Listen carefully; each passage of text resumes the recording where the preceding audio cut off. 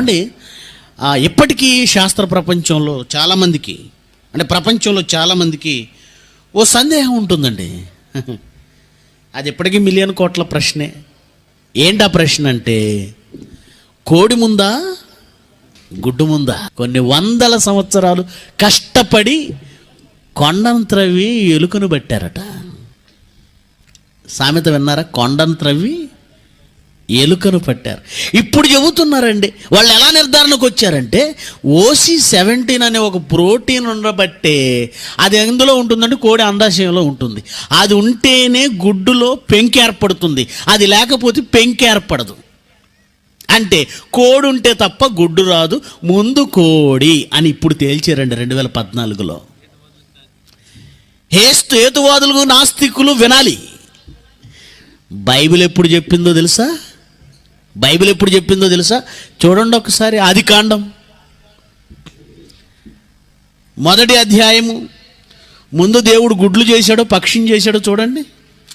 ఆదికాండము 1వ అధ్యాయము 20వ వచనం నుంచి, దేవుడు జీవము కలిగి చెలించు వాటిని జలములు సమృద్ధిగా పుట్టించునుగాకనియు, పక్షులు భూమిపైన ఆకాశ విశాలములో మొదట దేవుడు నీటి నుండి పక్షులను చేశాడండి.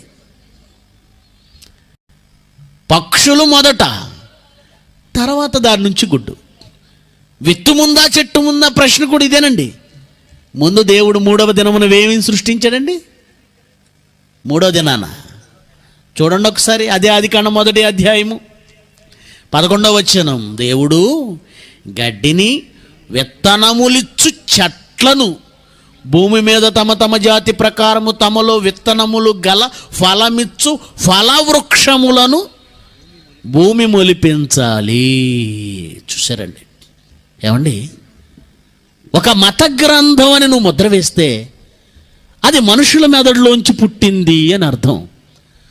ఒక మనిషి మెదడులో నుంచి పుట్టిన ప్రతిదీ ఎలా నిజమవుతుందండి? కాకతాళీయంగా ఒకటో, ఊహలను బట్టి రెండో, ఏదో 1-2 రైట్ అవ్వచ్చు. కానీ ఇన్ని సంగతులు ఎలా రైట్ అవుతాయి? ఇన్ని వాస్తవాలు ఎలా చెప్పబడతాయి? ఏమండి, దేవుడు మనిషికి చాలా ఆధారాలు ఇచ్చాడండి బైబిల్ నిజం అనడానికి. చాలా. విత్తు ముందా, జట్టు ముందా, కోడి ముందా, గుడ్డు ముందా, ఎవరికంటే మరి ఎవరు ముందో చెబుతాను, నువ్వు తెలుసుకో. చెట్టు ముందే, కోడి ముందే, నిన్ను కన్న నీ తండ్రి ముందే. ఇప్పుడైనా నువ్వు నమ్మితే దేవుడే ముందు తెలుసుకో. నీ తండ్రి